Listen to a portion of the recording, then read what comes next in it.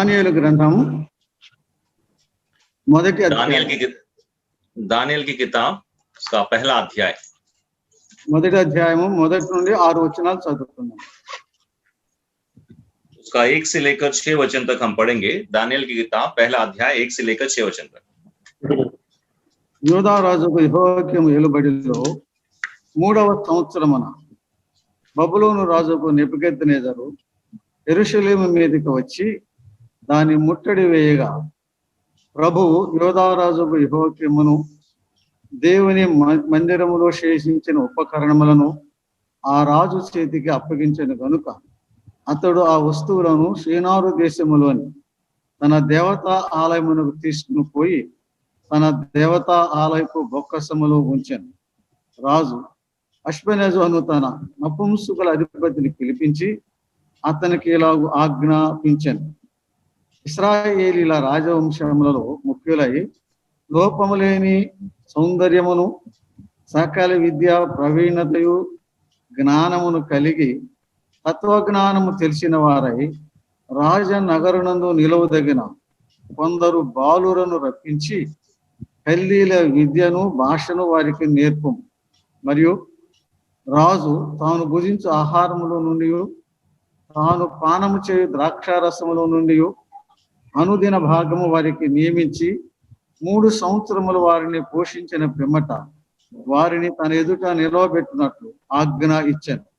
యూదులలో నుండి దానియేలు, అనన్య, మిషాయేలు, అజర్య అనువారు వీరిలో ఉండిరి.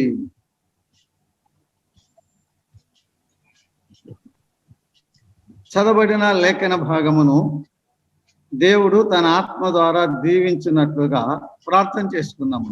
पढ़े उन वचनों को प्रभु हमारे आशीष करे, इसलिए प्रार्थना करें.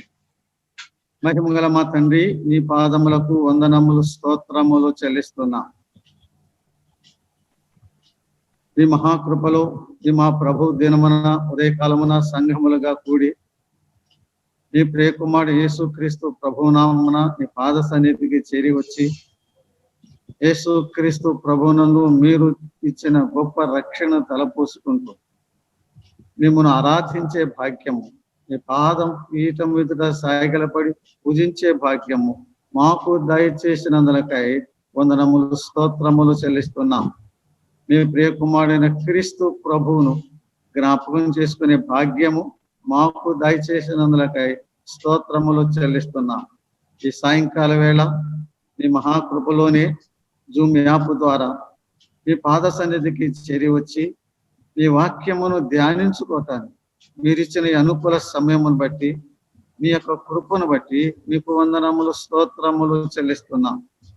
మీ వాక్యమును చదువుకొని ఉన్నాము. మీ ఆత్మ సహాయం కొరకు ప్రార్థన చేస్తున్నాం. మీ వాక్యము ద్వారా మీ ఆత్మ ద్వారా మాతో మాట్లాడండి. అన్నిటిలో మీ ప్రియ కుమారుడైన క్రీస్తు ప్రభువుని హెచ్చించమని మహిమ ఘనత ప్రభావములు మీకే చెల్లిస్తూ మా ప్రభువును మా రక్షకుడైన యేసుక్రీస్తు నామమున స్తోత్రములు చెల్లించి ప్రార్థన చేయుచున్నాము తండ్రి. ఆమేన్. దేవునికి స్తోత్రం చెల్లిస్తున్నాను. परमेश्वर की मैं स्तुति करता हूं.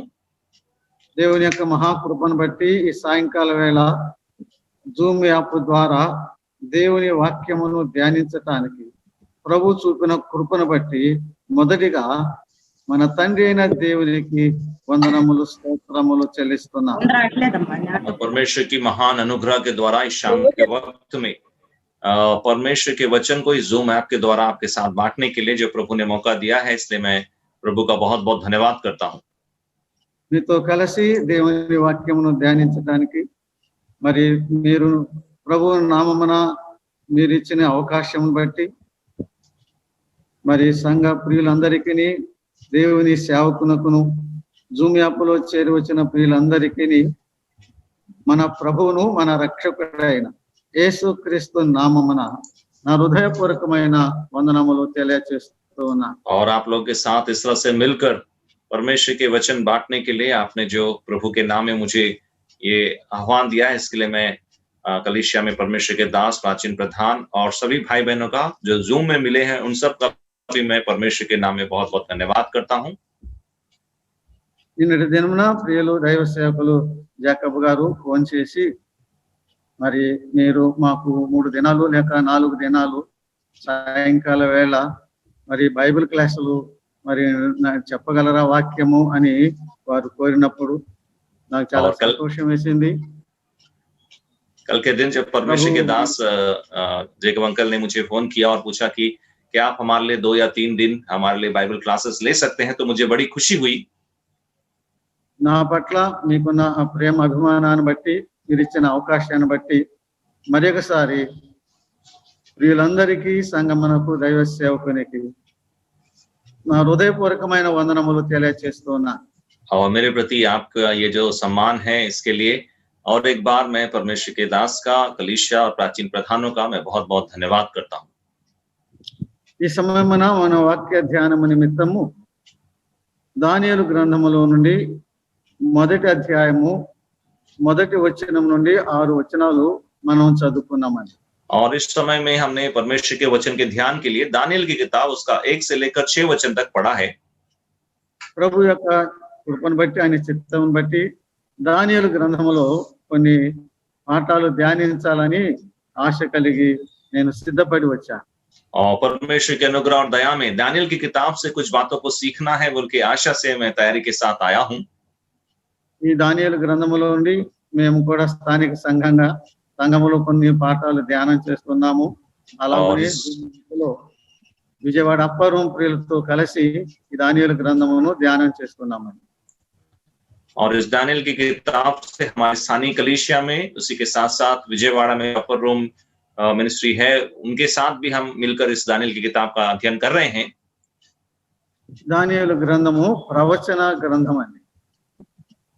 और दानियेल की किताब एक भविष्यवाणी की किताब है। ప్రవచనము అనేది చాలా విశేషమైన అంశం అని। అది చాలా जो भविष्यवाणी है एक बहुत ही विशेष बात है। ప్రవచనము అనేది చాలా విశేషమైన అంశము। అది కష్టతరమైన ధ్యానం అని। और भविष्यवाणी की जो बात किताब है ये बहुत कठिन बात होती है, लेकिन बहुत विशेष होती है। దేవుడు తన ప్రవక్తలైన యెహెజ్కేలుకు, దానియేలుకు మరి అపోస్తలుడైన యోహానుకు దర్శనములు అనుగ్రహించాడు। ఎందుకు ఇచ్చాడంటే మన ఎంటర్టైన్మెంట్ కాదు, మన యొక్క దిద్దుబాటు కొరకు ఇచ్చాడు। परमेश्वर ने अपने दास दानियेल को, यहेजकेल को, यूहन्ना को भविष्य में होने वाली बातों को दिखाया, हमारे एंटरटेनमेंट के लिए नहीं, लेकिन हमारे सुधार के लिए। ఈ యొక్క ప్రవచనములో దానియేలు గ్రంథము చాలా విశేషమైన గ్రంథంగా మనం చూస్తున్నాం। చాలా ఉన్నాయి కానీ విశేషమైన గ్రంథం అండి। और भविष्यवाणी में बहुत सी किताबें हैं, लेकिन दानियेल की किताब बहुत ही विशेष किताब है बोल के हम देख सकते हैं। ప్రవచనము అంటే దైవ నిర్ణయము అని అర్థం అండి। और भविष्यवाणी मतलब परमेश्वर की योजना या परमेश्वर का निर्णय। ముందు జరగబోయే సంగతులను దేవుడు ఇప్పుడే తెలియచేయటాన్ని ప్రవచనం అంటున్నారు। जो बातें भविष्य में होने वाली है उसको अभी ही परमेश्वर जो बताता है उसे हम भविष्यवाणी कहते हैं। ఈ యొక్క ప్రవచనములో దేవుడు మానవాళికి తన యొక్క భవిష్యత్తు యొక్క జ్ఞానమును, భవిష్యత్తు యొక్క ప్రణాళికను ముందుగానే తెలియచేస్తున్నాడు ప్రవచన రూపంలో। और इस भविष्यवाणी में परमेश्वर अपने भविष्य ज्ञान के अनुसार मनुष्य को भविष्य में होने वाली जो घटनाएं हैं, बातें हैं, उसको पहले से ही बताता है। ఈ యొక్క యెహెజ్కేలు, దానియేలు, యోహాను ప్రకటన గ్రంథము ఇవి కేవలం మనకు ఇన్ఫర్మేషన్ ఇవ్వడానికి వరకే కాదు, కానీ మనను హెచ్చరించడానికి, మనకు బుద్ధి కలగటానికి, మనలను ప్రభు రాకడకు సిద్ధపరచడానికి ఈ యొక్క ప్రవచన గ్రంథాలు దేవుడు మనకు అనుగ్రహించాడు। यहेजकेल हो, डैनियल हो या फिर प्रकाशित वाक्य किताब हो, ये सब परमेश्वर ने जो है हमारे सिर्फ हमें इंफॉर्मेशन के लिए नहीं, लेकिन आने वाले दिनों में उसके आगमन के लिए हम तैयार रह सके, इस तरह से परमेश्वर ने इस भविष्यवाणी की किताबों को हमें दिया है। ఈ ప్రవచన గ్రంథములు మనం చదువుతున్నప్పుడు లేక ఈ ప్రవచన గ్రంథము నుండి మనం ధ్యానం చేస్తున్నప్పుడు లేక ప్రవచన గ్రంథము నుండి మరి దైవ సేవకులు వివరిస్తున్నప్పుడు అందులో మనము నేర్చుకోవలసినది ఏంటంటే ముందు జరుగుతున్న ప్రవచనం బట్టి ప్రస్తుత కాలంలో ఇప్పుడు మనము ఎలా జీవించాలి, ప్రభువుకు ఎలా మహిమ తీసుకురావాలి, ఆయనకి ఇష్టమైన జీవితం ఎలా జీవించాలని ఆ ఉద్దేశంతోనే ఈ ప్రవచనమును దేవుడు మనకు తెలియచేశాడు. जब परमेश्वर के इस भविष्यवाणी किताब को हम पढ़ते हैं या सुनते हैं या परमेश्वर के दास जब इसमें से बताते हैं तो हमें ये सोचना है कि भविष्य में जो बातें परमेश्वर बता रहा है उसके हिसाब से आज भी वर्तमान में मुझे किस तरह से जीवन बिताना है, क्योंकि इसी उद्देश्य के लिए परमेश्वर ने इन भविष्यवाणियों को दिया है। భవిష్యత్తును మనసులో పెట్టుకొని వర్తమానంలో ఇప్పుడు మనము ప్రభు కొరకు జీవించి ఆయన మహిమపరచాలని ఉద్దేశంతోనే ఈ ప్రవచనములను దేవుడు మనకు అనుగ్రహించాడు. और भविष्य को अपने मन में रखते हुए वर्तमान में अभी हमें प्रभु की महिमा के लिए जीवन बिताना है बोलकर परमेश्वर ने इन भविष्यवाणियों को हमें दिया है। పాత నిబంధనలో దానియేలు గ్రంథమును, క్రొత్త నిబంధనలో ప్రకటన గ్రంథమును ఒకదానికొకటి తాళపు చెవులుగా ఉన్నాయండి. और पुराने नियम की जो दानियल की किताब और नए नियम की जो प्रकाशित वाक्य की किताब है वो एक दूसरे की ताला चाबी के समान है। మనము దానియేలు గ్రంథమును చదువుతున్నంత మాత్రాన మనము దాని ప్రవచనాలు మనము అంతగా గ్రహించలేము, అర్థం చేసుకోలేము. केवल दानियल की किताब को ही अगर हम पढ़ेंगे तो भविष्यवाणी को उतना हम नहीं समझ पाएंगे, उसको ग्रहण नहीं कर पाएंगे। ఎందుకంటే ఈ యొక్క దానియేలు గ్రంథము అది ముద్రింపబడిన గ్రంథముగా, it is a sealed book గా మనం చూస్తున్నామండి. क्योंकि दानियल की किताब को हम एक मोहर दी गई किताब के रूप में देखते हैं। దానియేలు గ్రంథము 12వ అధ్యాయం. आप देखिए दानियल की किताब उसका 12वां अध्याय, दानियल चैप्टर 12 12వ అధ్యాయము 8-9 వచనాలు. और उसके 8 और 9 वचन हम देखेंगे। నేను వింటిని గాని గ్రహింపలేకపోతున్నా, నా ఏలినవాడ వీటికి అంతమేమని నేను అడుగుగా అతడు ఈ సంగతులు అంత్యకాలం వరకు మరుగుగా ఉండునట్లు ముద్రింపబడినవి గనుక దానియేలు నీవు ఊరకుండుము అని చెప్పాను. हम देखते हैं कि मैं ये बात सुनता तो रहा परंतु कुछ समझ न सका, और मैंने कहा हे प्रभु इन बातों का अंत फल क्या होगा। उसने कहा हे दानियल चला जा, क्योंकि ये बातें अंत के समय के लिए बंद है और इन पर मुहर दी गई हुई है। దానియేలు గ్రంథమేమో సీల్డ్ బుక్ గా మనం చూస్తున్నాం, ముద్రింపబడిన పుస్తకంగా చూస్తున్నాము. दानियल की किताब को हम एक मुहर दी गई किताब के रूप में देखते हैं, కానీ ప్రకటన గ్రంథము అది ఓపెన్ బుక్ గా మనం చూస్తున్నామండి. लेकिन प्रकाशित वाक्य की जो किताब है उसको हम एक खुली किताब के रूप में देखते हैं। 20 ప్రకటన గ్రంథం 22వ అధ్యాయము వచనం 10, 22వ అధ్యాయము వచనం 10. प्रकाशित वाक्य 22वां अध्याय का 10वां वचन। మరియు అతడు నాతో ఇలాగ చెప్పాను, ఈ గ్రంథమందున ప్రవచన వాక్యములకు ముద్ర వేయవలదు, కాలము సమీపమై ఉన్నది. ఈ ప్రవచన వాక్యములకు ముద్ర వేయవలదు అంటున్నాడండి. प्रकाशित वाक्य 22 का 10 में कहता है, फिर उसने मुझसे कहा इस पुस्तक की भविष्यवाणी की बातों को बंद मत कर, क्योंकि समय निकट है। దానియేలు గ్రంథమేమో ముద్రింపబడిన గ్రంథం, ప్రకటన గ్రంథమేమో दानियल की किताब एक తెరవబడిన दानियल की గ్రంథం. किताब एक बंद की हुई किताब या मोहित किताब है, इसमें नहीं है। కాబట్టి దానియేలు గ్రంథము మనం అర్థం చేసుకోవాలంటే ప్రకటన గ్రంథము చదవాలండి. दानियल की किताब अगर हमें समझना है तो हमें प्रकाशित वाक्य को पढ़ना है। ఒక భక్తుడు ఎలా చెప్పాడు, ప్రకటన గ్రంథం అర్థం చేసుకోవాలన్నా దానియేలు గ్రంథము చదవాలంటున్నాడు. और एक भक्त ने ऐसा कहा है कि अगर प्रकाशित वाक्य को समझना है तो फिर दानियल की किताब पढ़ना है। దానియేలు గ్రంథం గురించి కొంచెం అవుట్లైన్ మనం చూస్తున్నామండి. दानियल की किताब का एक आउटलाइन हम देखेंगे।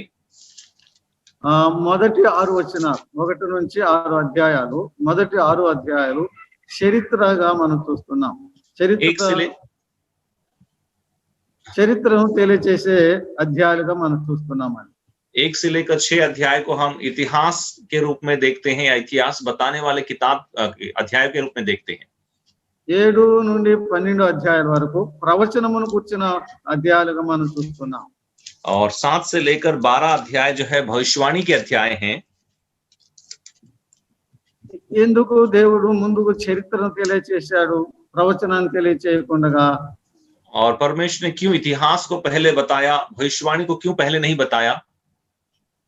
దేవుడు ముందుగా మన యొక్క నైతిక స్థితిని, ఆత్మీయ స్థితిని ముందుగా మనకు తెలియచేసి ఆత్మీయంగా, నైతికంగా, నీతిగా బ్రతకాలని ముందు చెప్పి, ముందు బోధించి ఆ తర్వాత ప్రవచనములు తెలియచేస్తున్నాడని. परमेश्वर पहले हमारी नैतिक स्थिति को, आत्मिक स्थिति को दिखाते हुए उसको ठीक करने के बाद, आत्मिक और नैतिक रीति से ठीक होने के बाद ही परमेश्वर में भविष्यवाणी बताते हैं। చూడండి 12 అధ్యాయాలు కొంచెం విడివిడిగా విభజన చేస్తున్నాను. 12 అధ్యాయాలు. మొదటి అధ్యాయము 12 अध्याय हैं, इसको फिर से देखते हैं। पहले 6 अध्याय బబులోనులో దానియేలు యొక్క జీవితం. మొదటి అధ్యాయం. बबुलोन में, पहले अध्याय में बाबिलोन में दानियल का जीवन। 2 నుంచి 7 అధ్యాయాలు అన్యజనుల పట్ల దేవునికి ఉన్న ప్రణాళికను తెలియజేస్తున్నామండి. 2 से लेकर 7 अध्याय अन्य जातियों के बीच में परमेश्वर की योजना। God's plan for the Gentiles అంటాము.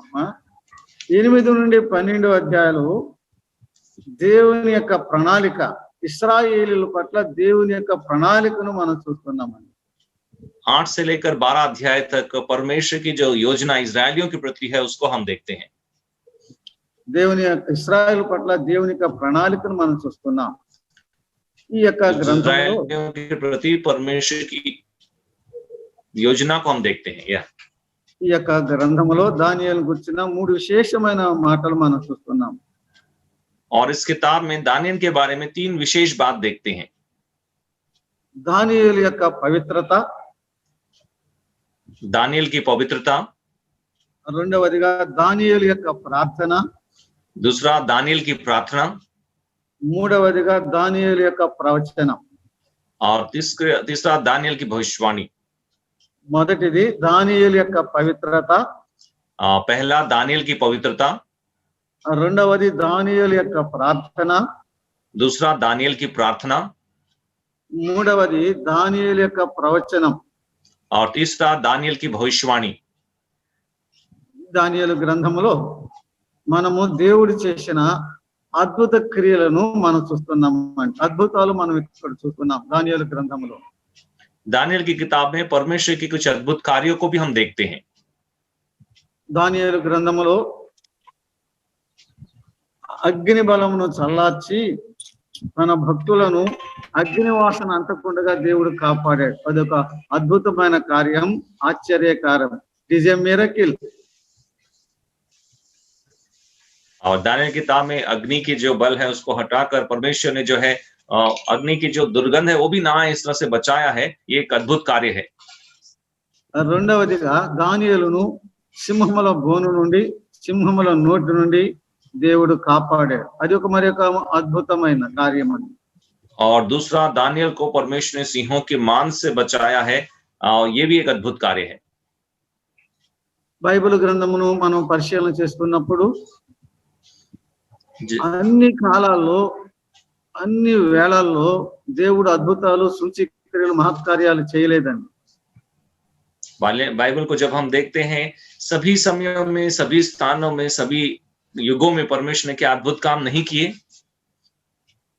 కొన్ని కాలాలలో మాత్రమే, కొంతమంది భక్తులున్న సమయంలో మాత్రమే దేవుడు తన మహిమను, తన అద్భుతాలని, ఆయన ఆశ్చర్య క్రియలను మానవాళికి తెలియచేశాడు. और कुछ एक समयों में, कुछ एक भक्तों के द्वारा परमेश्वर ने अपने अद्भुत कार्यों को मनुष्यों के प्रति प्रकट किया। మోషే, యెహోషువ కాలంలో దేవుడు అద్భుతాలు చేశాడు.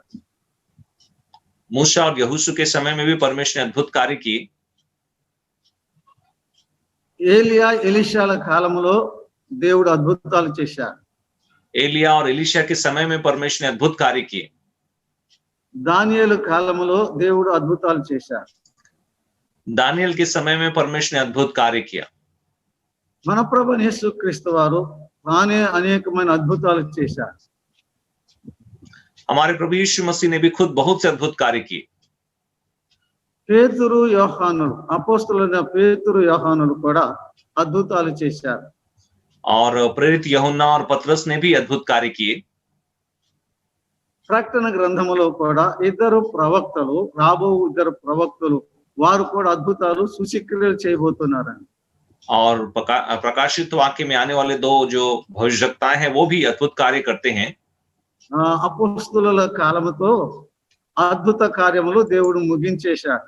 రేపు ఆ ప్రవక్తలు వచ్చినప్పుడు వారు అద్భుతాలు చేస్తారు.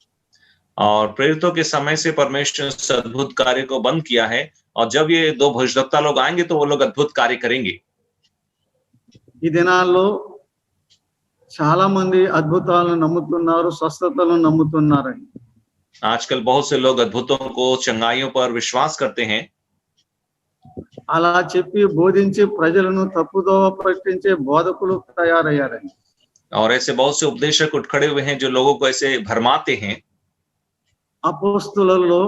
అపోస్తలులైన పౌలు చేసిన అద్భుత కార్యములు, ఆశ్చర్య కార్యములు మరి ఏ అపోస్తలుడు చేయలేదండి. और प्रेरितों में भी प्रेरित पौलुस ने जो अद्भुत कार्य, आश्चर्य कर्म किए हैं वो दूसरे कोई प्रेरित लोगों ने नहीं किया। కానీ పౌలు ఆఖరి దినాల్లో చెరసాలలో ఉన్నప్పుడు తిమోతితో అంటున్నాడు, నీ కడుపు జబ్బు నిమిత్తము నీళ్లే గాక ద్రాక్షారసము తాగమన్నాడు. और पौलुस अपने अंत के दिनों में जब उस जेल में था, तिमोथी से कहता है कि तेरे पेट में जो बीमारी है उसके कारण तू दाखरस को पी। తిమోతికి రాసిన రెండవ పత్రిక చూడండి. తిమోతికి రాసిన రెండవ పత్రిక दूसरा तिमोथी आप देखिए, सेकंड तिमोथी ఆఖరి అధ్యాయం 4వ అధ్యాయము और उसका चौथा अध्याय आप निकालिए। दूसरा तिमोथी उसका चौथा अध्याय 20వ వచనం అండి. 20 ఏరస్తు కోరిందులో నిలిచిపోయాను, త్రోపిము రోగి అయినందున అతని మిలేతులో విడిచి వచ్చి తిని. इरास्तुस कुरिन्थुस में रह गया, त्रुफिमुस को मैंने मिलेतुस में बीमार छोड़ा है। త్రోపిము రోగి అయినందున అతని మిలేతులో విడిచి వచ్చి తిని. त्रुफिमुस जो बीमार है उसको मैंने मिलेतुस में छोड़ा है।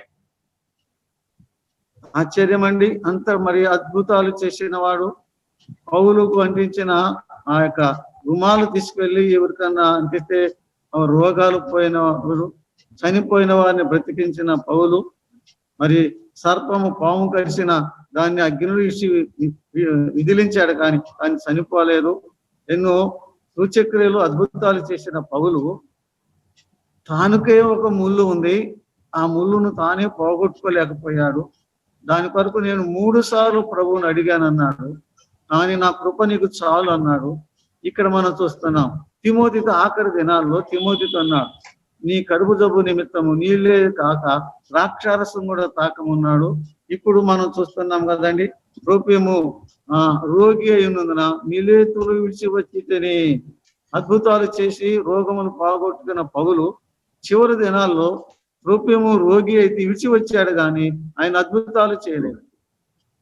हम देखते हैं पौलुस जिसने कितने सारे अद्भुत कार्य किए, उसके रुमाल को छूकर लोग चंगे हुए, मरे हुए को भी उसने जिलाया। और हम देखते हैं जब उसे सांप ने काटा तो भी उसे कुछ नहीं हुआ। और फिर हम देखते हैं कि उसके शरीर में ही खुद कांटा था लेकिन उसको निकाल नहीं पाया। और तिमोथुस को भी कहता है कि तेरे बीमारी के कारण तो दाखरस को पी। और यहाँ हम त्रुफिमुस के बारे में पढ़ते हैं जिसको उसने रोगी होकर छोड़ा। అందును బట్టి ఇప్పుడు మనం అద్భుతాల మీద, ఆశ్చర్యక్రియల మీద, స్వస్థతల మీద మనము విశ్వాసం ఉంచకూడదు, నమ్మకం పెట్టుకోకూడదు.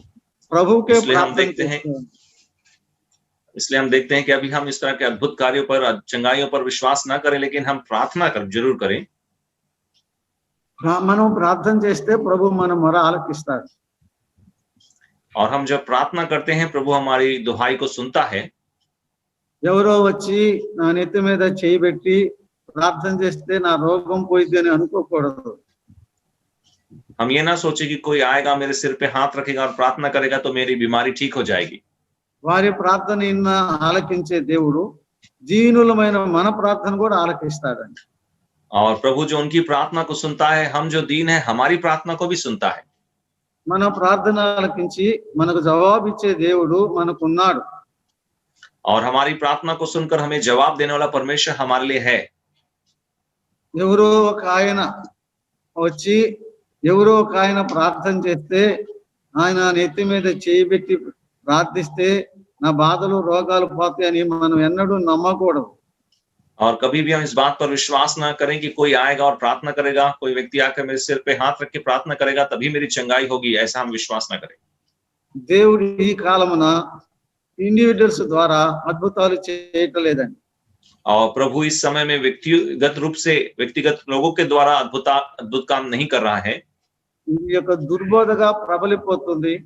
అనేకులు పరుగులు తీస్తున్నారు. और एक बुरे उपदेश के रूप में फैलता चला जा रहा है और हमें निर्बल करता है। ఈ యొక్క దానియేలు గ్రంథములో 7 సందర్భాలలో 7 విషయాల్లో దేవుని యొక్క శక్తిని మనం చూస్తున్నామండి. और दानियल की किताब में 7 संदर्भों में परमेश्वर की शक्ति को हम देख सकते हैं। ఒకటి, తన యొక్క ప్రజలను అంటే తన భక్తులను తన వారిని అంటే దేవుని వారిని తన యొక్క భక్తులను ఈ యొక్క అపవిత్రమైన లోకములో, ఈ పాపిష్టి లోకములో, ఈ మురికి లోకములో పాపము అపవిత్రత మురికిని అంటకుండగా దేవుడు కాపాడుటలో ఆయన యొక్క శక్తిని మనం చూస్తున్నామని. पहला हम देखते हैं कि जो परमेश्वर की प्रजा, जो परमेश्वर के निज जन हैं, उनको परमेश्वर इस पाप से भरे, दुष्टता से, मलिनता से भरे हुए संसार में पवित्र बनाए रखने में वो सामर्थ्य है या उनको किस तरह से पवित्र बनाए रखता है। పత్రిక ఆఖరి అధ్యాయ వచనాల్లో ఆ మాటలు మనం చూస్తున్నాం. నిలబెట్టుటకు ఆయన సమర్థుడు, తొట్టిల్లుకుండగా కాపాడుటకు ఆయన సమర్థుడు, నిలబెట్టుటకు ఆయన సమర్థుడు. यहूदा की पत्री में हम पढ़ते हैं 24वें वचन में कि वो हमें गिरने से बचाने के लिए सामर्थी है। రెండవది, తన భక్తులకు లోకస్తుల్లో ఉన్న వారందరికంటే విశేషమైన జ్ఞానమును దయచేయటలో దేవుడు తన యొక్క శక్తిని బయలుపరిచాడండి. और दूसरा, अपनी प्रजा को, जो संसारिक लोग हैं, उनसे भी ज्यादा ज्ञान देने में परमेश्वर ने अपनी शक्ति को प्रकट किया।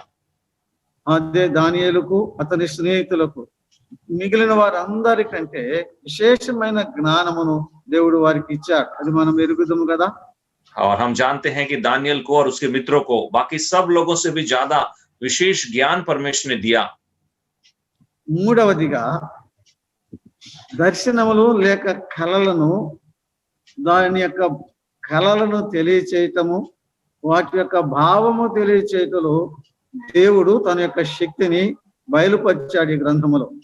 और तीसरा जो है, जो स्वप्न है और स्वप्नों का अर्थ बताना है, उसमें जो परमेश्वर की शक्ति है, परमेश्वर ने शक्ति को इस वचन में, इस किताब में प्रकट किया। అదే సమయంలో గోడ మీద వ్రేలుతో రాయబడిన అక్షరాలు ఎవరు చదవలేరు, ఎవరు దాని అర్థం చెప్పలేరు, కానీ తన భక్తుడికి చెప్పటానికి దేవుడు తన శక్తిని, కృపను అనుగ్రహించినట్లుగా మనం చూస్తున్నాం. और दीवार में जो हाथ से लिखी हुई जो भाषा थी, उसे कोई नहीं पढ़ सकता था, लेकिन परमेश्वर ने अपने दास को विशेष ज्ञान दिया कि उसको पढ़कर उसका अर्थ भी बताए। తన దాసులను అగ్ని గుండము నుండి అగ్ని వాసన అంటకుండగా కాపాడుటలో దేవుడు తన యొక్క శక్తిని బయలుపరిచాడు. और चौथा, हम देखते हैं कि परमेश्वर अपने दासों को उस आग से, और आग की कोई दुर्गंध भी उनमें ना आए, इस तरह से परमेश्वर ने उनको बचाकर अपनी शक्ति को प्रकट किया। ఐదవదిగా, లోకములో ఉన్న మహా గొప్ప రాజులను, రాజ్యాలను పడత్రోసి తనకిష్టమైన వారికి రాజ్యం అనుగ్రహించటలోను, గర్విష్ఠులైన రాజులను గడ్డి మేపుటలోను దేవుడు తన యొక్క ప్రభావమును, శక్తిని కనపరిచాడని.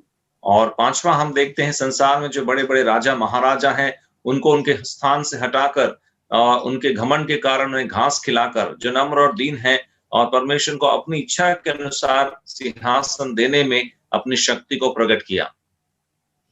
మనము ఎరుగుదాం కదా, గొప్ప నియంత అయిన నెబుకద్నెజరును దేవుడు గద్దె దించి గడ్డి మేపించాడు. हम जानते हैं नबूकदनेस्सर जो गद्दी में बैठा हुआ था, परमेश्वर ने उसे घास चटाया। ఆరవదిగా తనకు విరోధంగా పాపం చేసిన వారిని తన యందు విశ్వాసం ఉంచకుండా తన ఇష్టానుసారంగా జీవిస్తున్న వారిని శిక్షించటలో దేవుడు తన యొక్క ప్రభావమును తన శక్తిని కనుపరిచాడు. और छठवां जो परमेश्वर के विरोध में अपनी इच्छा के अनुसार जीवन बिताते हैं, उनको दंड देने में परमेश्वर ने अपनी शक्ति को दिखाया। బెల్షాజర్ సంగతి మనం ఎరుగుదము. దేవుని మందిరమును ఉపకరణమును తెచ్చి వాటిలో ద్రాక్షారసము పూసి గొప్ప విందు చేస్తూ దేవుని ఎగతాళి హేళన చేస్తూ ఆ సమయంలో దేవుడు ఒక వేలుతో గోడ మీద రాసి ఆ యొక్క అధ్యాయం ఆఖరిలో మనం ఏం చూస్తున్నామంటే ఆ రాత్రికి రాత్రే అతడు హతుడాయను అనే మాట చూస్తున్నాం. हम देखते हैं बेलशस्सर राजा जो है मंदिर के उपकरणों को लाकर उसमें दाख मधु पीकर जब वो रहा, परमेश्वर ने अपने एक हाथ से उस दीवार पर उसके विषय में लिखा और अंत में हम पढ़ते हैं उसी रात को परमेश्वर ने उसे घात किया। ఏడవదిగా దానియేలును సింహపు గుహలో నుండి సింహముల నుండి రక్షించడంలో దేవుడు తన యొక్క శక్తిని కనుపరిచాడు. और सातवां, दानियल को सिंहों की मान से बचाने में, सिंहों के मुंह को बंद करने में परमेश्वर ने अपनी शक्ति को प्रकट किया। ఈ యొక్క దానియేలు గ్రంథంలో దానియేలు యొక్క గొప్పతనము 7 విషయాల్లో మనం చూస్తున్నామండి. और इस दानियल की किताब में दानियल की महानता के बारे में 7 बातें हम देखते हैं। దానియేలు యొక్క శక్తి 7 విషయములలో బయలుపరచబడిందండి. और 7 बातों में दानियल की शक्ति प्रकट होती है। ఆయన శక్తి ఆయన యొక్క శక్తివంతమైన విశ్వాసములో మనం చూస్తున్నామండి. और उसकी शक्ति को सबसे पहले उसके बलवान विश्वास में हम देखते हैं। We see his power in his powerful faith అన్నమాట. It is powerful faith. और उसके विश्वास को, उसके शक्ति को उसके विश्वास योग्य शक्ति में, विश्वास में हम देखते हैं। శక్తివంతమైన విశ్వాసములో మనం చూస్తున్నాము. రెండవదిగా in his powerful purity, ఆయన శక్తివంతమైన పవిత్రతలో మనం చూస్తున్నామండి. और दूसरा, उसकी शक्ति को उसके शक्तिशाली पवित्रता में देखते हैं। మూడవదిగా in his powerful prayer లో మనం చూస్తున్నామండి. ఆయన యొక్క శక్తివంతమైన ఆయన ప్రార్థనలో శక్తిని మనం చూస్తున్నామండి. శక్తివంతమైన ప్రార్థన మనం చూస్తున్నాం. तीसरा, दानियल की शक्तिशाली प्रार्थना में हम देखते हैं। నాలుగవదిగా ఆయనకున్న దైవిక జ్ఞానానిలో దైవ సంబంధమైన దైవిక జ్ఞానములో heavenly wisdom we see is a powerful wisdom in it. और चौथा, हम देखते हैं उसकी शक्ति को, जो स्वर्गीय ज्ञान उसका था, उस ज्ञान में उसकी शक्ति को हम देखते हैं। ఐదవదిగా ఆయన శక్తివంతమైన సందేశములలో ఆయన యొక్క శక్తిని మనం చూస్తున్నామండి. और पांचवा, उसके शक्तिशाली संदेश में उसकी शक्ति को हम देखते हैं। His messages were powerful, undiluted. और उसके जो संदेश थे वो शक्तिशाली और पवित्र थे। Undiluted.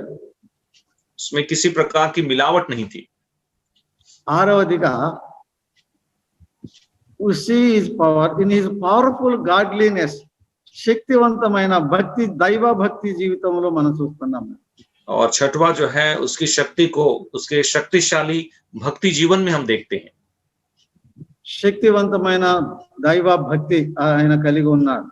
और शक्तिशाली परमेश्वर की भक्ति रखने वाला वो था। ఏడవదిగా ఆయన శక్తివంతమైన సాక్ష్యములో మనం చూస్తున్నాం ఆయన శక్తిని. और सातवां, उसकी शक्तिशाली गवाही में हम उसकी शक्ति को देखते हैं। In his powerful testimony we see his power, his उसकी शक्ति को उसके शक्तिशाली गवाही में हम देखते हैं। దేవునికి స్తోత్రం చెల్లిస్తున్నాము. परमेश्वर మొదటి की स्तुति అధ్యాయం మనం करते हैं। చదువుకున్నామండి. మొదటి అధ్యాయం దానియేలు గ్రంథము మొదటి అధ్యాయము మొదటి వచనములో చదువుకున్నామండి. దానియేలు दा- గ్రంథం दानियल किताब पहला अध्याय का पहला वचन पढ़ेंगे। మొదటి వచనాలు మనం చదువుకున్నాము. యూదా రాజు యెహోయాకీము ఏలుబడిలో 3వ సంవత్సరమున బబులోను రాజుకు నెబుకద్నెజరు యెరూషలేము మీదకి వచ్చి దానిని ముట్టడి వేయగా ప్రభువు యూదా రాజుకు యెహోయాకీమును దేవుని మందిరములోని శేషించిన ఉపకరణములను ఆ రాజు చేతికి అప్పగించను గనుక అతడు ఆ వస్తువులను షీనారు దేశములోని తన దేవతా ఆలయమునకు తీసుకుని పోయి తన దేవతా ఆలయపు బొక్కసములో ఉంచెను. 1 और 2 वचनों को हमने पढ़ा है। ఈ యొక్క వచనములలో మనము ముగ్గురు రాజులను చూస్తున్నామండి. और यहाँ इन वचनों में हम 3 राजा को देखते हैं। ఈ యొక్క వచనములలో ముగ్గురు రాజులను మనం చూస్తున్నామండి. इन वचनों में 3 राजाओं को हम देखते हैं। ఒకటి యెహోయాకీము అనే రాజును మనం చూస్తున్నాం. और सबसे पहला यहोयाकीम बोल के राजा को हम देखते हैं। రెండవదిగా నెబుకద్నెజరు అనే రాజును మనం చూస్తున్నామండి. और दूसरा नबूकदनेस्सर राजा को हम देखते हैं। మూడవదిగా ఆ రెండవ వచనం మొదటి మాట చూడండి, ప్రభువు అని ఉంది తెలుగులో. ప్రభువును మనం చూస్తున్నామండి. और दूसरा वचन में प्रभु बोलकर या परमेश्वर बोलकर हम देखते हैं, जो तेलुगु में प्रभु है, हिंदी में परमेश्वर है। ముగ్గురు రాజులు, యెహోయాకీము ఒకటి మొదటి రాజు, రెండవదిగా నెబుకద్నెజరు, మూడవదిగా ప్రభు. 3 राजाओं को हम देखते हैं। सबसे पहला यहोयाकीम, दूसरा नेबूकदनेस्सर और तीसरा प्रभु। యెహోయాకీము యోధా రాజుగా మనం అక్కడే చూస్తున్నాం. ఆయన యోధా రాజు అండి. और यहोयाकीम के बारे में वही हम पढ़ते हैं कि वो यहूदा का राजा था। నెబుకద్నెజరు బబులోను రాజు అండి. और नेबूकदनेस्सर बेबीलोन का राजा था। ఇక్కడ రెండవ అధ్యాయములో ప్రభువు అని ఉన్నది కదండి. ప్రభువు 4వ అధ్యాయం చూడండి, దానియేలు గ్రంథమే 4వ అధ్యాయము 37. दानियल की किताब 4था अध्याय देखिए। 4వ అధ్యాయము 37వ వచనం. 4था अध्याय का 37वां वचन, वर्स 37, राइट। ఈలాగు నెబుకద్నెజరు నేను పరలోకపు రాజు యొక్క కార్యములన్నీ సత్యములని అని చెప్తున్నాడు. పరలోకపు రాజును మనం చూస్తున్నామని. हम देखते हैं कि नबूकदनेस्सर ने स्वर्ग के राजा को सराहा, स्वर्ग का राजा। 4:37లో పరలోకపు రాజు ఎవరు ఆయన? चैप्टर 4 वर्स 37 में हम देखते हैं स्वर्ग का राजा वो कौन है? ఆయన మన ప్రభు అయిన యేసుక్రీస్తు. और वो हमारा प्रभु यीशु मसीह है। ఆయనే రాజులకు రాజు, ప్రభువులకు ప్రభు. और वही राजाओं का राजा और प्रभुओं का प्रभु है। ఆయనే మహారాజు. ఆయన और वही महाराजा है। ఆయన పరలోకపు రాజు. और वो स्वर्ग का राजा है। ఆయన మన రాజు, మనకు ప్రభు. वो हमारा राजा और हमारा प्रभु है। మన రాజు, మన ప్రభు అయిన యేసుక్రీస్తే. और हमारा राजा और हमारा प्रभु यीशु मसीह है। ఆయనకే నమస్కారం చేద్దాం. उसी की हम दंडवत करें। ఆయన ఎదుటే సాగిల పడదాం. उसी के सामने हम साष्टांग प्रणाम करें। ఆయననే ఆరాధిద్దాం. उसी की ही हम आराधना करें। ఆయననే పూజిద్దాం. उसी की हम उपासना करें। యేసుక్రీస్తును నీ సొంత ప్రభువుగా అంగీకరించావా? प्रभु यीशु मसीह को क्या अपना व्यक्तिगत प्रभु बोल के आपने ग्रहण किया? నీ హృదయము యేసు ప్రభువుకు చోటు ఇచ్చావా? నీ హృదయములో क्या आपने अपने हृदय में प्रभु यीशु मसीह को जगह दी है?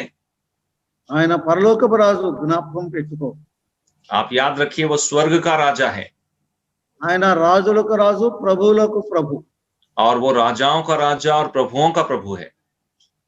యెహోయాకీము ఒకటి, మొదటిగా యెహోయాకీము గురించి కొద్దిగా చదువుకుని నేర్చుకుందాం. ఒకటి, యెహోయాకీము యోధా రాజు అని.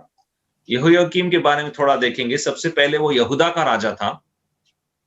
అతడు దేవుని ప్రజలకు రాజుగా ఉన్నాడని. और वो परमेश्वर की प्रजा का राजा था। దేవుని ప్రజలను ఇశ్రాయేలుకు రాజుగా ఉన్నాడని.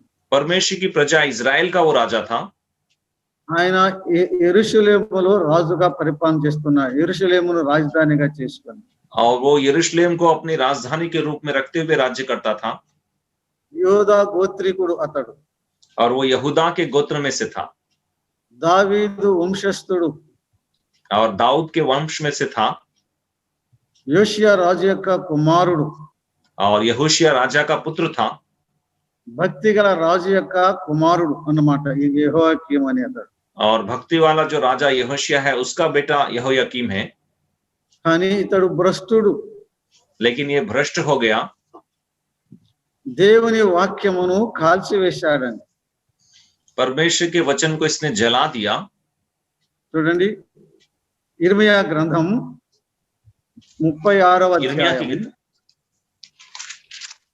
36వ అధ్యాయము వచనము 22 నుండి చదువుకుందామని. వచనము 22 నుండి చదువుకుందాం. यिर्मयाह की किताब उसका 36वां अध्याय और 22वां वचन से हम देखेंगे। यिर्मयाह चैप्टर 36 फ्रॉम वर्स 22। వర్స్ 22 చూడండి. 9వ మాసమున రాజు శీతాకాలపు నగరులో కూర్చునుండగా అతని ముందర కుంపటులు అగ్నికి రగులుచుండెను. యెహూదు 3-4 పుటలు చదివిన తరువాత రాజు చాకుతో దాన్ని కోసి కుంపటులు వేయగా ఆ కుంపటులోనున్న అగ్ని చేత అది బొత్తిగా కాలిపోయెను. जब यहूदी 3-4 पृष्ठ पढ़ चुका तब उसने चाकू से काटा और जो आग अंगीठी में थी उसे फेंक दिया और उस आग में पुस्तक पूरी तरह जलकर भस्म हो गई। ప్రవక్త అయిన ఇర్మియా చెప్పిన మాటలు ఒక వ్యక్తి బారూక్ అనే వ్యక్తి రాయగా, ప్రవక్త అయిన ఇర్మియా చెప్పిన మాటలు బారూక్ అనే వ్యక్తి రాయగా ఆ మాటలు రాజు విని హృదయమును బద్దలు చేసుకుని పశ్చాత్తాపడి సింహాసనము దిగి నెత్తి మీద ధూళి పోసుకుని వస్త్రము చింపుకొని బూడిదలో కూర్చుని విలపించవలసిన వాడు, దేవునికి మొరపెట్టవలసిన వాడు, దేవుని వాక్యము जब यिर्मयाह जब बता रहा है और बारूक उस बात को लिखता है तो राजा जो है अपने सिंहासन से उठकर अपने सिर में राख डालकर टाट पहनकर मन फिराना चाहिए था। దేవుని వాక్యమును చాకుతో కోసాడు, దేవుని వాక్యమును అగ్నిలో కాల్చివేశాడు. परमेश्वर के वचन को चाकू से काटकर उसे आग में जला दिया। ఇర్మియా భక్తుని బంధించమని ఆజ్ఞ చేశాడని. और यिर्मयाह को बंद करके रखो बोलकर उसने आज्ञा दिया। 26వ వచనం చూడండి. 36వ అధ్యాయము వచనము 26. उसी अध्याय का 26 आप देखिए, चैप्टर 36 वर्स 26। లేఖికుడైన బారాకును ప్రవక్త అయిన ఇర్మియాను పట్టుకోవలనని రాజవంశస్థుడగు యెరాహేము ఏలునకు అజ్రియేలు కుమారుడైన చెరాయిమునకు అబిద్యేలు కుమారుడైన షెలెమియాకును రాజు ఆజ్ఞాపించెను, కానీ యెహోవా వారిని దాచెను. हम देखते हैं कि राजपुत्र ने यिर्मयाह को और अजरियल के पुत्र सराया को और अब्देल के पुत्र शिलेल की आज्ञा दी कि बारूक लेखक और यिर्मयाह भविष्यद्वक्ता को पकड़ ले, परंतु यहोवा ने उनको छिपा रखा। ప్రవక్త దేవుని దాసుడు రాజు చేస్తున్న ఘోరమైన కార్యములను గురించి చెప్పి గద్దించినప్పుడు మారు మనసు పొందవలసిన వాడు, పశ్చాత్తాప పడవలసిన వాడు తనను గద్దించిన ప్రవక్తను ఏం చేయబోతున్నాడు? పట్టుకొని బంధించాలని, అవసరమైతే చంపివేయాలని రాజు యెహోయాకీము సంకల్పించాడని. और जो भविष्यद्वक्ता है परमेश्वर का दास है, जब उसने वचन बताया तो हम देखते हैं क्या कर रहा है। उसको पकड़कर उसके बंद करके उसके मार डालना चाहता है। इसके बजाय उसे मन फिराना चाहिए था, लेकिन वो ऐसा नहीं करता है। అతడు ఎంత భక్తిహీనుడు రాజు మనకు అర్థమైపోతుంది. तो हम समझ सकते हैं कि वो कितना भक्तिहीन राजा था। ఇందులో గొప్ప పాఠం ఉన్నదే మనకు. और इसमें भी हमारा एक सबक है। తన యొక్క పాపములను బయట తన ముఖం అనే చదివిన భక్తులను పట్టుకొని చంపటానికి యెహోయాకీము ప్రయత్నం చేశాడు.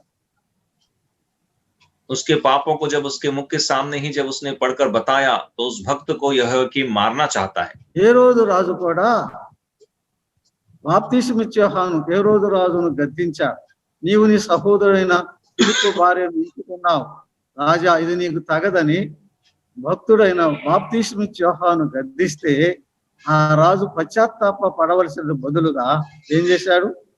యోహాను చెరసాలలో వేయించి ఆ తర్వాత అతని తలను నరికించి పళ్ళెంలో తెప్పించిన దుష్టుడు దుర్మార్గుడని.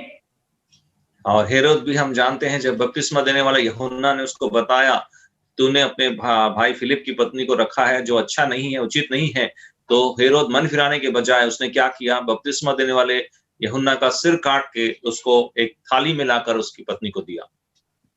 యెహోయాకీమును గద్దించినప్పుడు అతడు మారు మనసు పొందక ప్రవచించిన లేకపోతే గద్దించిన ఆ యొక్క ప్రవక్తలను దేవుని దాసులను అతడు బంధించి చంపటానికి ప్రయత్నం చేశాడు. और यहोयाकीम जो है यहोयाकीम भी जो दास भजदत्ता उसको चिता रहा है उसके पाप के बारे में, उसकी बात ना सुनते हुए उसको पकड़कर मारना चाहता है।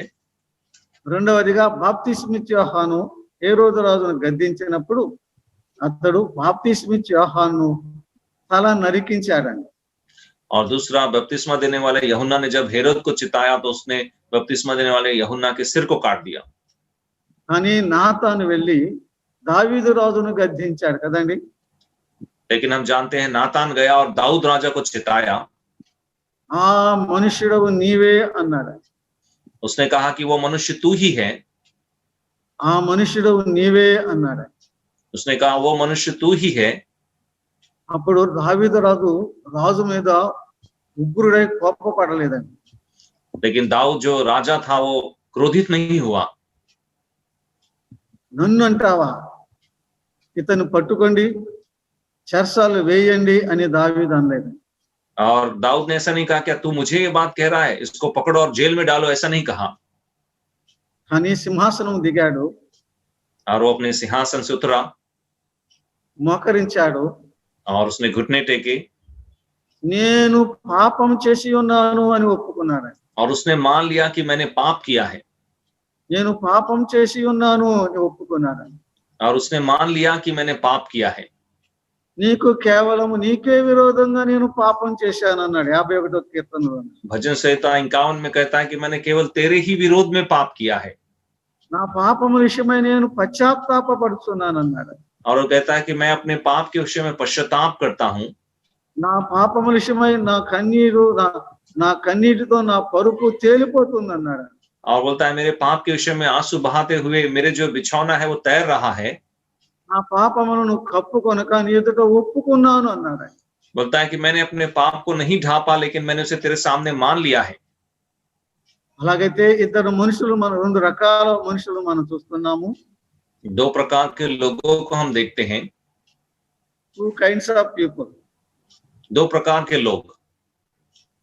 ఒకరు గద్దించినప్పుడు పాపం చేసింటే గద్దించినప్పుడు కఠినులై గద్దించిన వారిని మీద కక్ష పగ పెట్టుకొని వారికి కీడు చేయాలని సంకల్పించిన వారు ఒక వర్గం అండి. और एक वर्ग के लोग को देखते हैं, जब वो पाप के विषय में उनको चिताया गया तो अपने मन को कठोर करके जिन लोगों ने उनको चेतावनी दी थी उनको जो है उन्होंने मार डाला। రెండవ వర్గం చెందిన వారు పాపం చేశామని గద్దించినప్పుడు భక్తులు వచ్చి పశ్చాత్తాపపడి ప్రభు సన్నిధిలో పాపమును ఒప్పుకొని ప్రభు చేత క్షమింపబడిన వారిగా మనం చూస్తున్నాము. और दूसरे वर्ग को लोग हम देखते हैं जो जब परमेश्वर के दास आकर उनको चिताते हैं कि तुमने पाप किया है तो अपने आप को नम्र और दीन करके अपने पाप को मानकर प्रभु के द्वारा आशीष पाते हैं। ఈ దినాలలో మన సంఘాలలో కూడా ఈ రెండు రకాల విశ్వాసులు ఉన్నారు. और आजकल के दिनों में हमारी कलीसिया में भी इस तरह के दो प्रकार के विश्वासी लोग हैं। మన సంఘాలలోనే ఉన్నారండి ఈ రెండు రకాల ప్రజలు. और वो हमारी कलीसियाओं में ही हैं और कहीं नहीं है। దేవుని సేవకుడు లేక పెద్దలు నీవు చేస్తున్నది మంచిది కాదు, ఇది తప్పు, నువ్వు పాపం చేస్తున్నావు అని గద్దించినప్పుడు పశ్చాత్తాపడకుండా కఠినం చేసుకుని ఆ గద్దించిన ఆ సేవకుడిని కాబోలు, ఆ పెద్దను కాబోలు, ఆ విశ్వాసిని కాబోలు వారి మీద లోపల పగ ద్వేషము పెంచుకుంటూ ఉన్నారండి. परमेश्वर के सेवक हो या प्राचीन प्रधान हो या विश्वासी हो, किसी भाई को किसी बहन को उनके पाप के विषय में जब चिताते हैं कि तुम जो कर रहे हो गलत है, तो अपने मन ना फिराकर उनके मन में जिन लोगों ने उनको बताया उनके विरोध में जो है द्वेष और क्रोध को बढ़ाते हैं। ఇప్పుడు ఉన్నారు మన సంఘాల్లో అటువంటి వారు और हमारी कलीसिया में ऐसे लोग हैं లేరండి. क्या नहीं है? కొంతమంది సేవకులు పెద్దలు ఒక వ్యక్తి సంఘంలో ఒక వ్యక్తి పాపం చేస్తే నువ్వు పాపం చేస్తున్నావు, ఇది సరికాదు, నువ్వు ఆరాధన ఆగిపోమని చెప్పే ధైర్యం కూడా లేకుండా పోయిందండి చాలా సంఘాల్లో. बहुत से कलीसियाओं में बहुत से लोग को इससे धैर्य भी नहीं है कि जो व्यक्ति पाप कर रहा है उसके पास जाकर बोल सके कि आप पाप कर रहे हो, आप प्रभु की मेज में से भाग मत लो, ऐसे बोलने का धैर्य भी आजकल नहीं रहा। ఎందుకు ఆ వ్యక్తి ఏదో కీడు చేస్తాడని, ఏదో సాధిస్తాడు, పగబెట్టుకుంటాడని మరియు లోపల భయంతో గద్దించలేకపోతున్నారు. और वो व्यक्ति जो है कुछ मन में रखेगा, कुछ सोचेगा बोलकर डर के मारे उसको हम चिता नहीं पा रहे हैं। రెండవ వర్గమునకు చెందిన వారు సేవకుడు గాని, పెద్దలు గాని, తోటి విశ్వాసి గాని నువ్వు చేస్తున్నది పాపం, అది సరికాదు, దిద్దుకోమన్నప్పుడు పశ్చాత్తాపడి ప్రభు సన్నిధిలో కన్నీరు కార్చి ఒప్పుకొని సంఘం ఎదుట కూడా ఒప్పుకొని దీవెన పొందుతున్న వారిని మనం చూస్తున్నామండి. और दूसरे वर्ग को लोग को देखते हैं, चाहे वो सेवक हो या प्राचीन प्रधान हो, जब उनको बताते हैं कि आप जो कर रहे हैं वो ठीक नहीं है, वो पाप है, तो तुरंत उस बात को मानकर पश्चाताप करके मन फिराने वाले लोग हैं। ఇప్పుడు మనకు ఎవరు కావాలి? మనల్ని గద్దించేవారు अभी हमें కావాలా? कौन चाहिए? మన పాపములను కప్పిపెట్టేవారు కావాలా? हमारे पापों को मान लेने वाले या फिर पापों को ढांप देने वाले चाहिए? कौन चाहिए? నువ్వే కాదులయ్యా, అందరు అట్లానే ఉన్నారు, నువ్వు ఒక్కడివే కాదులే అని చెప్పేవారు కావాలా? నువ్వు పాపం చేస్తున్నావు, సరి చేసుకో అని చెప్పేవారు కావాలా? कोई बात नहीं, आप ही नहीं, सब लोग भी ऐसा कर रहे हैं बोल के पाप को ढांपने वाले चाहिए, या फिर नहीं ये गलत है, ये पाप है, ऐसा मत करो, ऐसे बोलने वाले चाहिए? ఎటువంటి సేవకుల్ని మరి సంఘస్థులు ప్రేమిస్తారు చెప్పండి? और कैसे सेवक से कलीसिया के लोग प्रेम करेंगे बोलिए? ఎటువంటి వారిని ప్రేమిస్తారు? గద్దించేవారినా, ఏం చేసినా కప్పిపెట్టి సపోర్ట్ చేసేవారినా? ऐसे लोग से कलीसिया के लोग प्रेम करेंगे? जो कुछ भी हो कोई बात नहीं, ढांप दे ऐसे लोग को, या जो पाप करते हैं उसको चिताए ऐसे व्यक्ति को, किसी से प्रेम करेंगे? ఎవరు కావాలో చెప్పండి. నాకు ఎవరు కావాలో తెలుసా? నా లోపములు చూపించేవాడు, నా పాపంను ఎదురు పెట్టేవాడు, నన్ను గద్దించేవాడు, నన్ను సరిచేసేవాడు, అతడు నాకు ముఖ్యుడని నా యొక్క స్నేహితుడిగా ఎంచుతున్నాను. నా మేలు కోరేవాడు, నా ఆశీర్వాదం కోరేవాడు, నా దీవెన కోరేవాడు, నన్ను గద్దించేవాడు.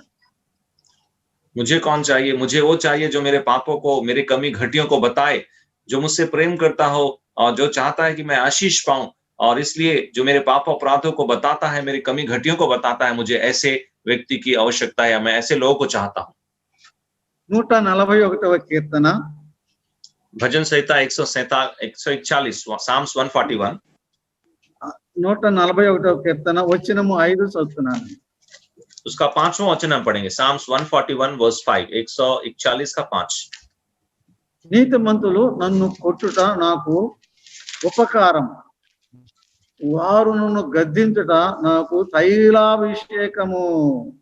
धर्मी मुझको मारे तो यह कृपा मानी जाएगी, और वह मुझे ताड़ना दे तो यह मेरे सिर पर तेल डालेगा।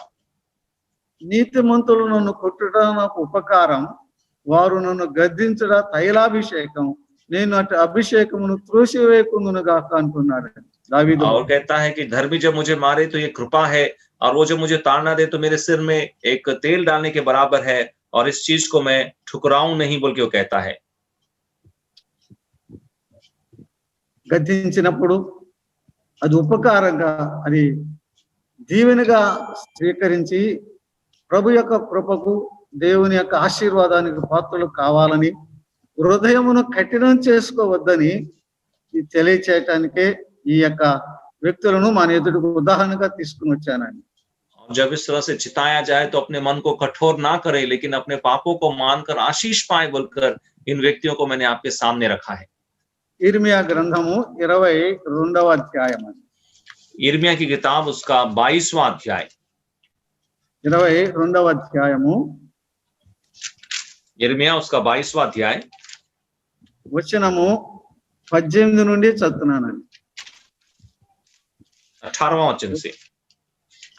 కావున యోషియా కుమారుడగు యెహోయాకీమును యూదా రాజును గుర్చిన యెహోవా ఇలాగ సెలవిస్తున్నాడు, జనులు అయ్యో నా సహోదరుడా, అయ్యో నా సహోదరి అని అతని గూర్చి అంగలార్చరు. అయ్యో నా ఏలినవాడా, అయ్యో శోభావంతుడా అని అతని కొరకు అంగలార్చరు.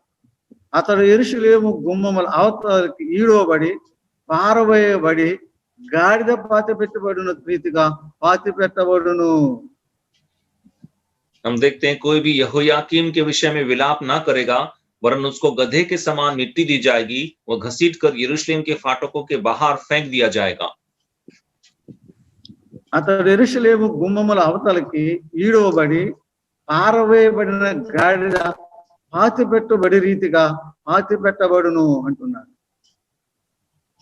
और उस गधे के समान उसको मिट्टी दी जाएगी जो यरूशलेम के बाहर घसीट कर फेंक दिया गया हो. గమనించారా? దేవుని వాక్యమును కాల్చివేసిన వాని గతి, దేవుని వాక్యమును చించివేసిన వాని గతి, దేవుని మాటలను నిర్లక్ష్యం చేసిన వాని గతి, దేవుని సేవకులను బంధించి చంపాలనుకున్న ప్రయత్నం చేసిన వాని గతి ఎంత ఘోరమైనదో యెహోయాకీమును యొక్క అంతమును గురించి చదువుతున్నప్పుడు అది గొప్ప భయం వేస్తుందని హృదయంలో. और इसे आप देखिए, जिसने परमेश्वर के वचन को फाड़ कर ला दिया, उसका तिरस्कार किया, परमेश्वर के दास को जिसने पकड़कर मार डालना चाहा, उसकी गति क्या हुई है उसे देखकर हमारे भीतर में भय होना चाहिए.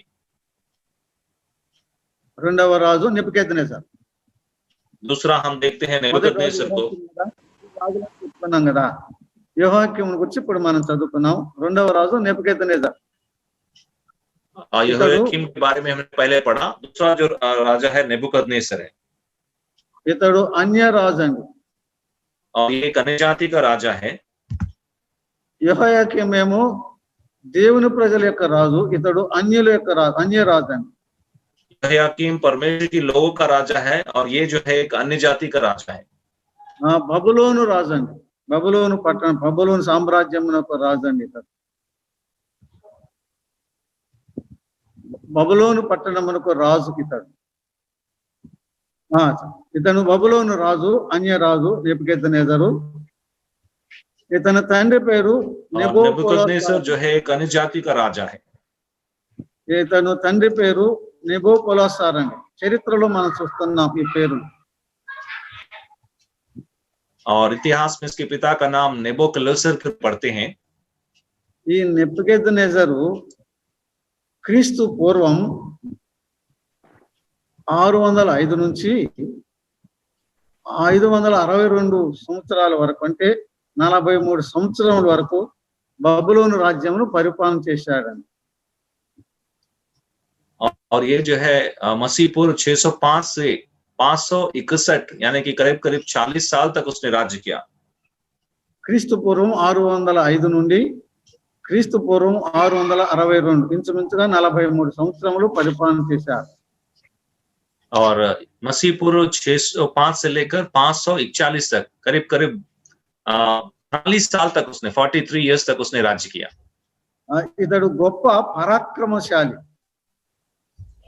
और हम देखते हैं ये बहुत ही पराक्रमी था జయశాలి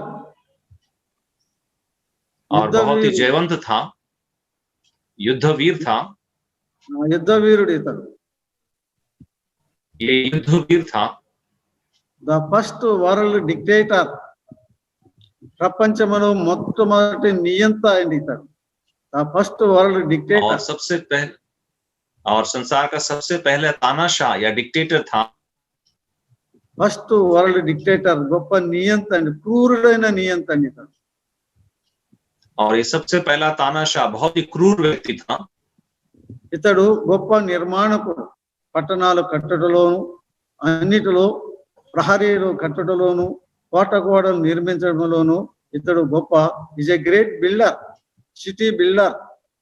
और ये जो है बहुत बड़ा निर्माता भी था, नगरों को बनाने के विषय में, शहर पना दीवारों को बनाने के विषय में बहुत ही निर्माण करने वाला व्यक्ति था।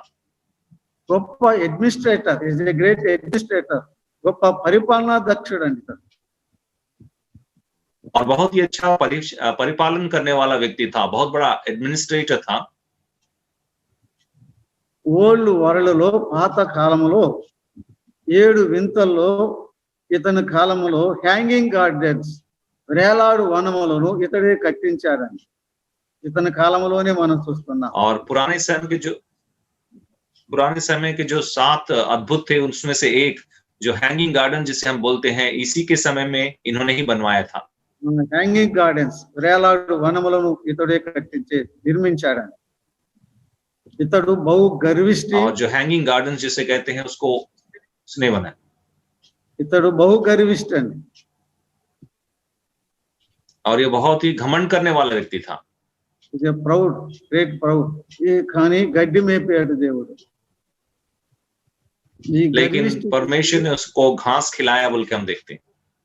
ఈ గర్విష్టిని ప్రభువు, పరలోకపు రాజు గడ్డి మేపించాడు. और इस घमंडी राजा को स्वर्ग के राजा ने जो है घास खिलाया।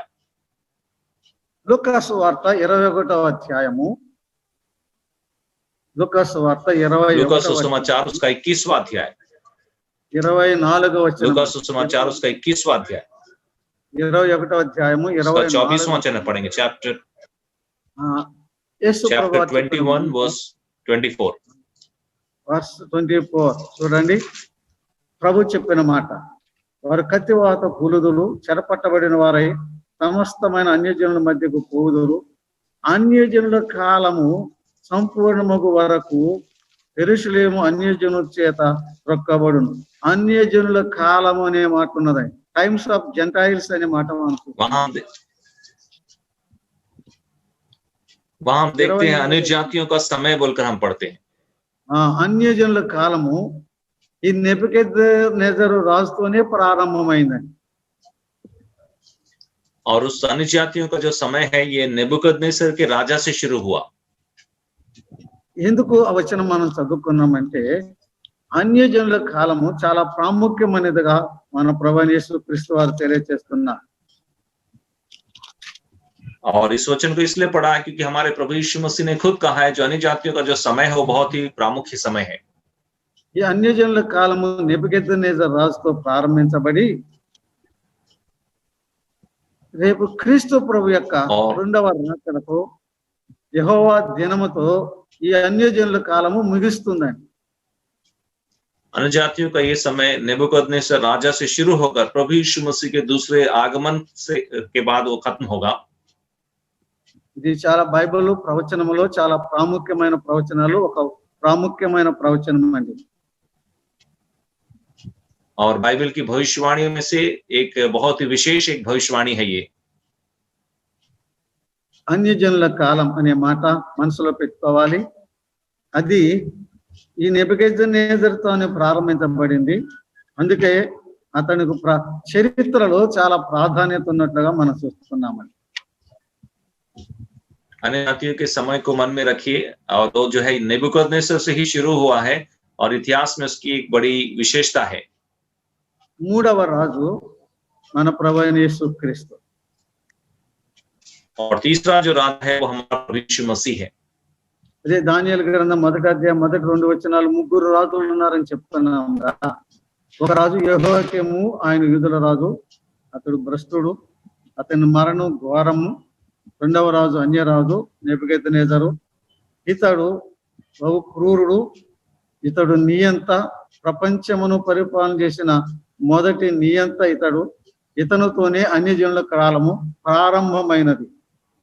మూడవ రాజు మన ప్రభువైన యేసుక్రీస్తు, ఆయనే పరలోకపు రాజు అనే మాట మనం చూసాం. दानियल किताब उसके पहला अध्याय में उसके पहले वचन में हम 3 राजाओं को देख रहे हैं। यहूदा का राजा यहोयाकीम जो बहुत भयंकर रीति से उसका पतन हुआ और उसकी मृत्यु हुई।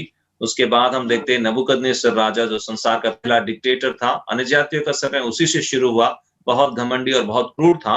और तीसरा राजा हम देखते हैं हमारा प्रभु यीशु मसीह जो स्वर्ग का राजा है। యేసు ప్రభువుని గురించి దానియేలు గ్రంథములో వారు చెప్పిన మాటలు ప్రభువును ఎంతగా హెచ్చించారో 4-5 వచనాలు మనం చదువుకుని ప్రార్థన చేసుకుందామని. प्रभु यीशु मसीह के बारे में दानियल की किताब में किस तरह से प्रभु ने उसको ऊंचा उठाया, उसके विषय में 1-2 बातें पढ़कर हम क्लोज करेंगे।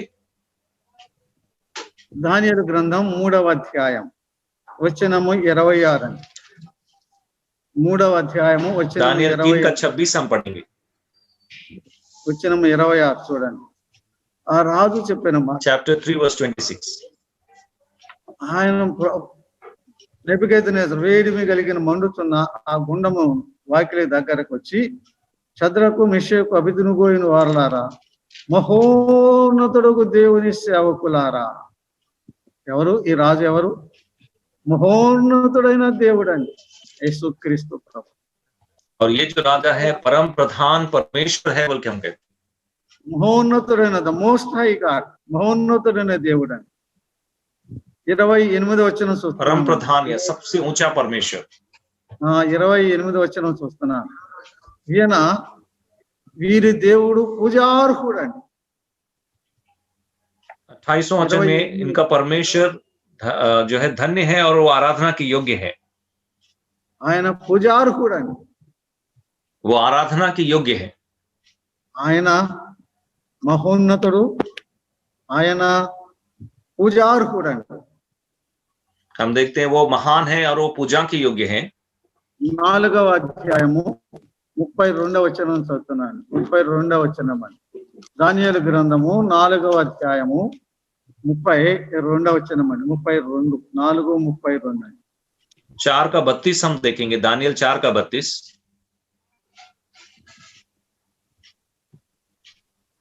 ఈయన సర్వోన్నతుడు దేవుడు, మానవ రాజ్యముల మీద అధికారి అయి ఉండి తాను ఎవరికి దాన్ని నిశ్చయించును వానికి అనుగ్రహించును అంటున్నాడండి.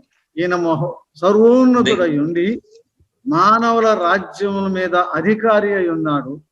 ఎవరికి అధికారం ఇస్తాడో వారికి అధికారం ఇస్తాడు, ఎవరిని గద్దె దించుతాడో వారిని గద్దె దించుతాడని నెబుకద్నెజరు అన్నాడు.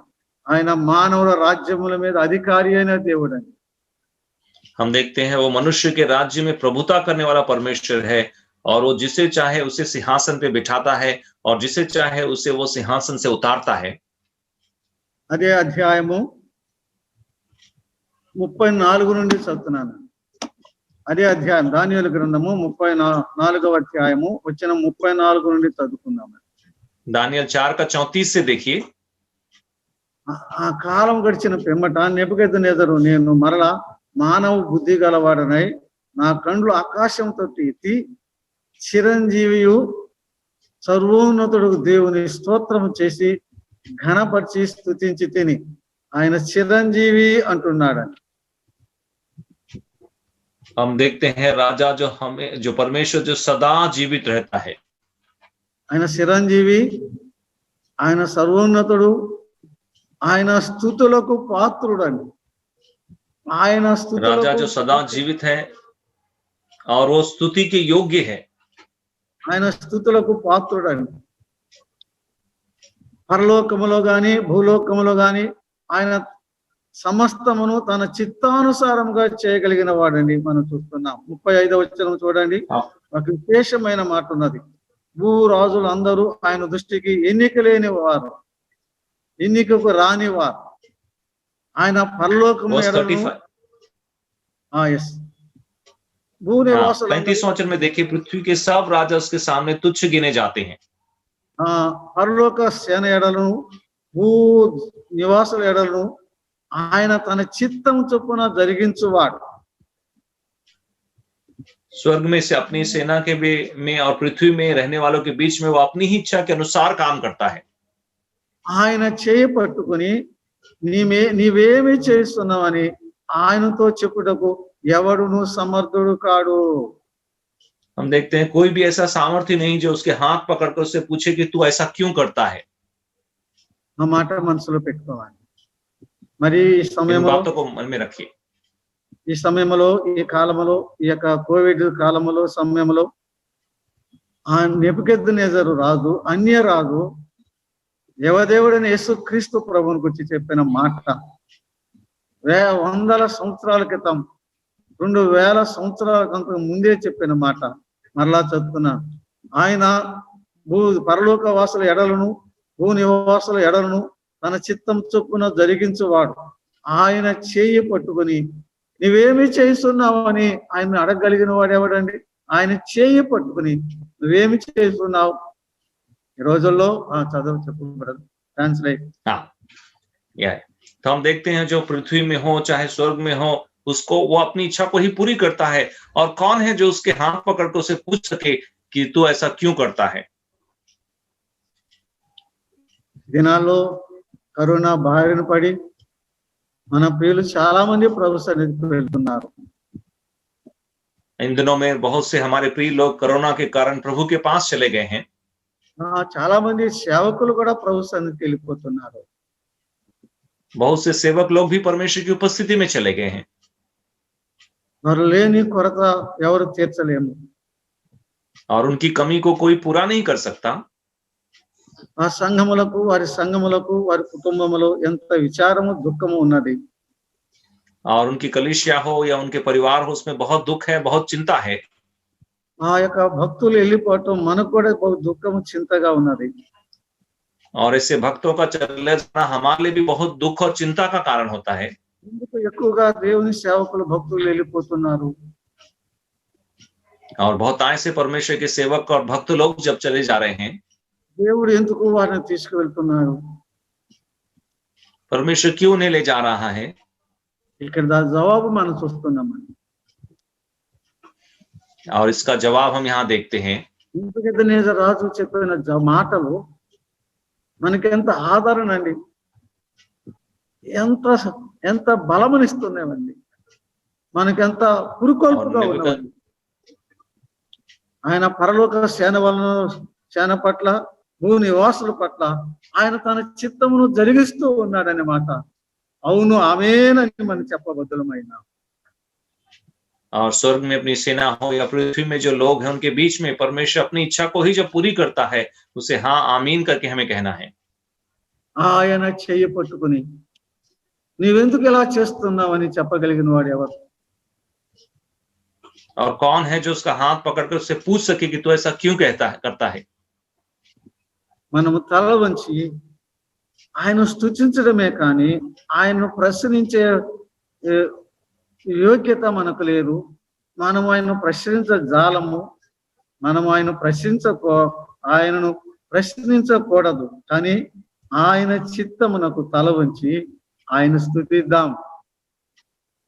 हम जो है अपने शीश झुकाकर परमेश्वर का धन्यवाद करना, तो हमें ऐसी योग्यता है कि हम उसे पूछ सकें, और ना ही हमें उसे पूछना है, लेकिन अपने सिर झुकाकर हम उसकी इच्छा के अपने आप को अधीन करना है। ఉదాహరణకి అపోస్తల కార్యములు 12వ అధ్యాయంలో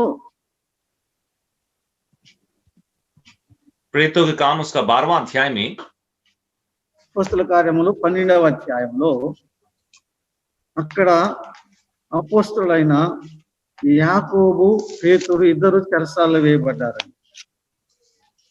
और उस 12वां अध्याय में याकूब और पतरस, ये दोनों प्रेरित लोग जो है जेल में डाले गए थे। చూడండి 12వ అధ్యాయం మొదటి వచనం చదువుతున్నాను. 12वां अध्याय के पहले वचन से पढ़ते हैं। प्रेरितों का काम 12वां अध्याय के पहले वचन से।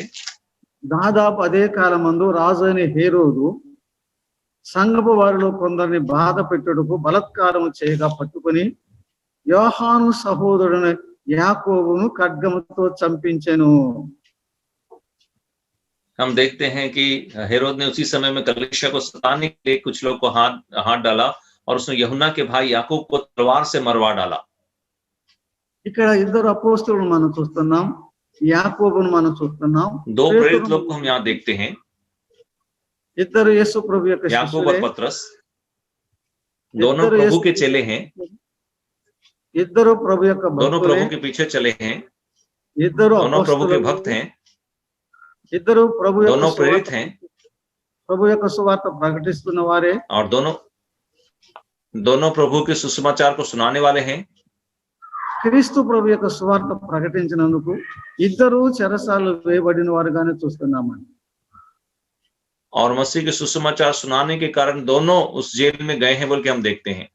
కానీ యాకోబు ఖడ్గం చేత చంపబడ్డాడు, लेकिन हम देखते हैं याकूब तलवार से मार डाला गया, పేతురు చెరసాల నుంచి బయటకు వచ్చినట్లుగా మనం చూస్తున్నాం. और पतरस जो है उस जेल से बाहर निकाला गया बोल के हम देखते हैं। గమనించాలి, ఇద్దరు భక్తులే, ఇద్దరు అపోస్తలులే, ఇద్దరు క్రీస్తు ప్రభు యొక్క శిష్యులే, ఇద్దరు క్రీస్తు ప్రభు యొక్క సువార్తను ప్రకటిస్తున్న వారే, ఇద్దరు చెరసాల్లో వేయబడ్డవారే. కానీ ఒకరేమో ఖడ్గం చేత చంపబడి హతసాక్షి అయ్యాడు, ఒకడేమో దేవుని దూత ద్వారా విడుదల పొంది దేవుని సేవ కొనసాగించాడు. యాకోబు హతసాక్షి అయ్యాడు, పేతురు దేవుని సువార్త ప్రకటిస్తూ వెళ్ళిపోయాడు. और दोनों परमेश्वर के जन हैं, दोनों भक्त हैं, दोनों प्रेरित हैं, दोनों सुसमाचार को प्रचार कर रहे हैं। उसके कारण दोनों जेल में डाले गए, लेकिन एक मार डाला गया और एक जेल से छुड़ाया गया। याकूब मार डाला गया और पतरस जेल से छुड़ाया गया। యాకోబుని ఎందుకు దేవుడు చంపబట్టడానికి అనుమతి ఇచ్చాడు? परमेश्वर ने क्यों याकूब को मार डालने की अनुमति दी? యాకోబునేమో ఖడ్గానికి అప్పగించాడు, పేతురునేమో విడుదల చేసి బయటకు రప్పించాడు. याकूब को जो है तलवार के हाथ में दे दिया और पतरस को छुड़ाकर बाहर निकाला। ఒక అతన్ని ఖడ్గానికి అప్పగించాడు, ఒక అతన్ని సేవకు ముందుకు నడిపించాడు. एक व्यक्ति को तलवार के लिए दिया और दूसरों को सेवा में आगे बढ़ाया। ఈ ఇద్దరి పట్ల ఒక ఆయన ఎందుకు నువ్వు ఖడ్గానికి అప్పగించావు, మరి పేతురులో ఏం గొప్పతనం ఉందని అతను బయటికి విడుదల తెప్పించి ఇంకా నీ సేవలో వాడుకున్నావు అని ఆ ప్రభువును, ఆ రాజును, ఆ పరలోక రాజును, ఆ రాజుల రాజును, ఆ క్రీస్తు నాథుని చేయి పట్టుకుని నువ్వెందుకు ఇలా చేస్తున్నావు, ఎందుకు చేసావని అడగగలిగే సమర్థుడు ఎవరున్నారు? और कौन है जो उस महान राजा से, जो परमेश्वर और स्वर्ग का राजा है, उसके हाथ पकड़ के पूछ सके कि क्यों याकूब को तलवार से मरवाया और पतरस में ऐसी क्या खास बात थी कि तूने उसे छुड़ाकर आगे बढ़ाया? ఆయన తన చిత్తానుసారంగా జరిగిస్తున్నాడు. और वो अपनी इच्छा के अनुसार करता है। ఆయన తన చిత్తానుసారంగా జరిగిస్తున్నాడు కాబట్టి ఆయనను ప్రశ్న వేయటానికి మనకు ఆ యోగ్యత లేదు. ఆయన జరిగించిన ప్రతి క్రియను బట్టి అది మేలైనా కీడైనా, అది ఏదైనా కానీ భూమి మీద ఉంచాడా, అది ఆయన చిత్తం. భూమి మీద నువ్వు తీసుకుని తన ఎద్దకు పిలుచుకున్నాడా, అది ఆయన చిత్తం. ఈయన ఎందుకు నువ్వు ఉంచావు, ఆయన ఎందుకు నువ్వు పిలుచుకున్నావు అని అడగటానికి లేదు. ఆయన చిత్తమునకు నమస్కారం చేసి ఆ తలలు వంచి స్తుతించి, యేసు ప్రభా నీ చిత్తమునకు మా శిరస్సు వసిస్తున్నాం, నీ చిత్తమే జరుగును గాక, నీ చిత్తమే జరుగును గాక, ఆయన స్తుతిద్దాం. और प्रभु ऐसा तूने क्यों किया कहकर पूछने के लिए नहीं है, चाहे वो भला हो चाहे बुरा हो, उसने अपनी इच्छा को ही वो करता है। उस इच्छा को हम जानते हैं, उसके सामने उसकी इच्छा के आगे हम शीश झुकाते हैं। प्रभु तूने अपनी इच्छा को किया है, तू ही महान है बोल के हम उसकी स्तुति, उसकी आराधना करें। మన ప్రభు యేసు క్రీస్తు ఆయన సార్వభౌముడండి. हमारा प्रभु सार्वभौमिक है ఆయన సార్వభౌముడండి. और वो प्रभु सार्वभौमिक है। ఆ సార్వభౌమునికి నమస్కారం చేద్దాం, ఆయనకే మహిమ ఘనత ప్రభావం ఆయన స్తుతిద్దాం, ఘనపరుద్దాం. ప్రభు ఈ తలంపులు, उसी को हम दंडवत करें, उसी को महिमा देकर हम उसकी आराधना करें। प्रभु इन बातों से हमें आशीषित करे। అందరికీ వందనాలు. आप सबको नमस्कार।